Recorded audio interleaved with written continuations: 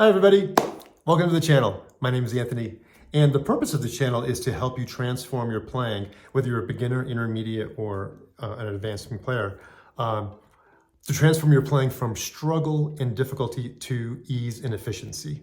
So we'll actually be starting at the very beginning in terms of like how to begin on the violin, and I'll be making more videos as we go. So a little bit about me. My name is Anthony Salvo, and I've been a teacher and a performer for 35 years. I've taught hundreds of students. I've studied with some great teachers, including Bill Starr here in Colorado. And I've also studied movement therapy and structural integration in terms of like how to use your body well. So a lot of my knowledge base and the things that I teach are geared towards that, really making the playing of violin efficient and easy.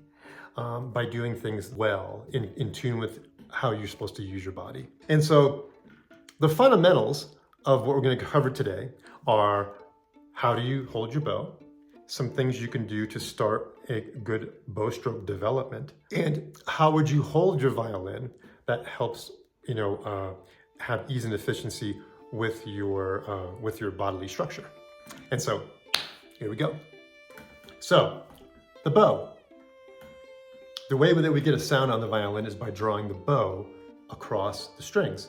And the bow, it consists of, the stick, the tip, the frog, where you can turn it back and forth to get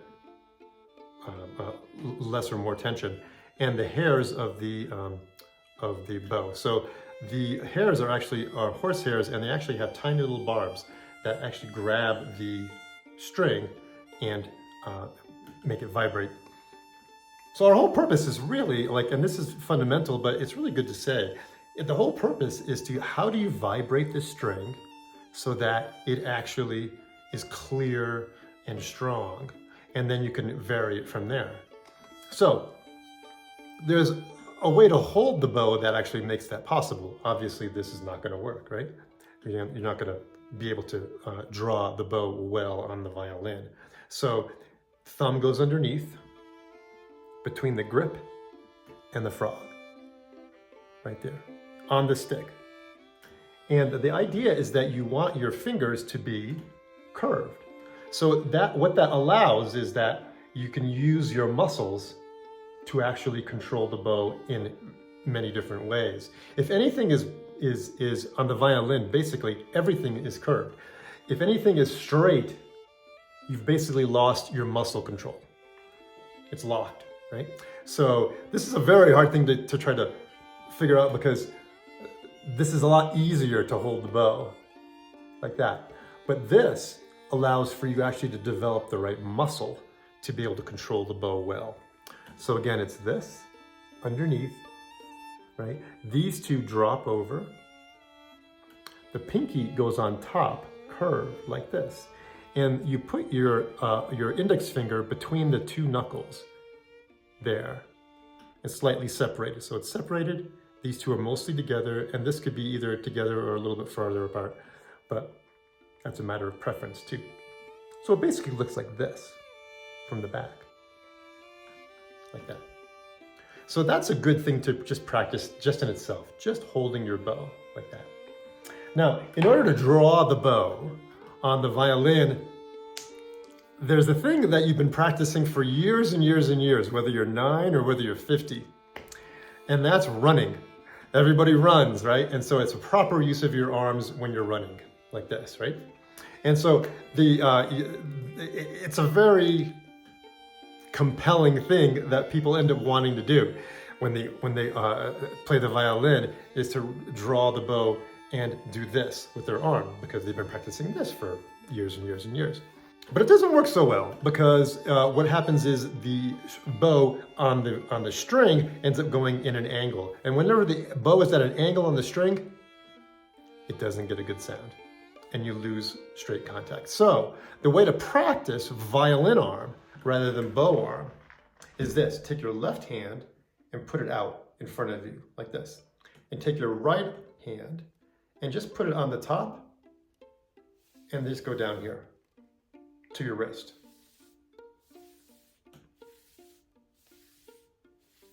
Now, if you actually hold the bow hand as if you had a bow, you can go like this, and that's even more accurate because you use the correct motion of your wrist. Now see, my elbow has slight movement in it, but it's not doing this. Runner's arm would be this. And that's not good. So, this. And then you can take your bow and basically paint your shoulder with rosin. Hold your arm out and just draw your bow, following your left arm. That pretty much automatically shows you that you can get a straight bow just by following your arm. So a number of things have to happen. You have to bend your wrist as you come up, comes in, and your elbow drops slightly. And then when you come down, your wrist kind of goes out and your elbow comes in slightly. Now when we actually play the violin, we start more of a middle of the bow stroke. So you can practice that.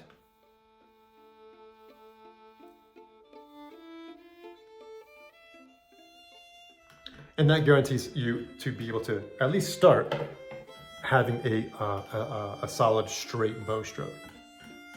Now the next thing I do with my students is, how do you hold the dang thing?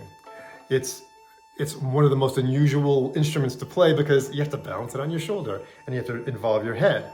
And then you have to involve this whole action with your bow hand. And then you have to figure out how to hold the thing so that you can actually accurately play your left hand. Yikes. So the first thing that I tell my students, and this is really one of the most important things, and this is something that I learned from movement therapy, Alexander technique. The most important thing to playing an instrument, sports, anything like that, is having your heart lifted. What that does is, if you take your heart and you go like this, gravity's pushing down on you and you're using your muscles to hold you up, right? Now, if you just use your muscles to straighten your spine and lift your heart, gravity is still pushing on your head, but your bones are supporting you and your muscles are now free to be able to work well. So I see so many students just like here, so many different like ways that they're not actually working well with gravity. So you lift your heart, and then many people use a shoulder pad, some people don't. There's a few things. I made you a separate video on actually the differences between using a shoulder pad and just having a separate, just a violin. But if you use a shoulder pad, it comes up over your shoulder, right? And so I teach holding the violin is a combination of yes and no. So, no, and then yes, right? The idea is that you want your spine straight.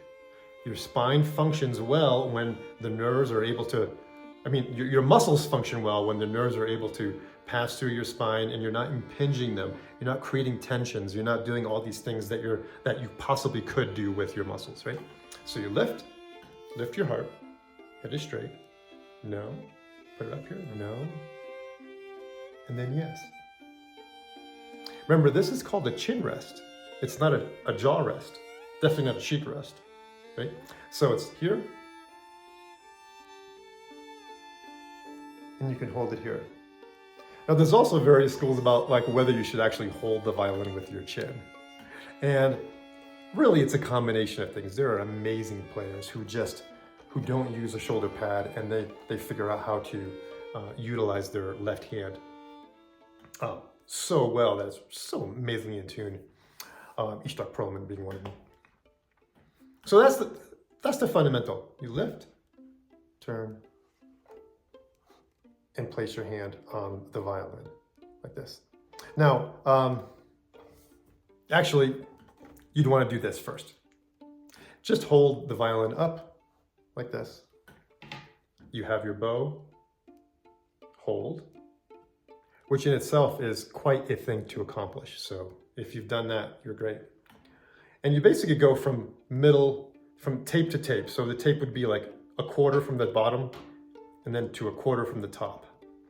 And the idea is that you draw the bow like we did on the shoulder, where there's a lot of movement in your arm, but the bow is straight on the string. So it's perpendicular.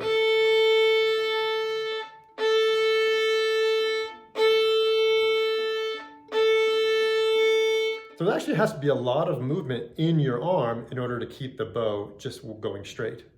What most people do is they inhibit their arm and the movement comes out through their bow in the wrong way.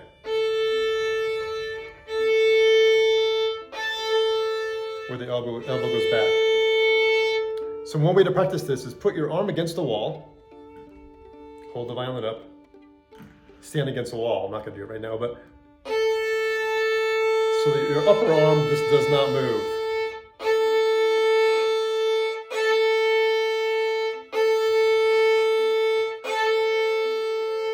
That's basic fundamental violin technique in order to start.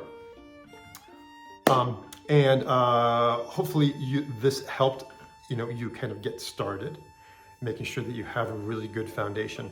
If you have any questions or suggestions, leave them in the comments for sure. Oh, I'll be doing more videos. So, the usual like and subscribe, and I'll talk to you soon.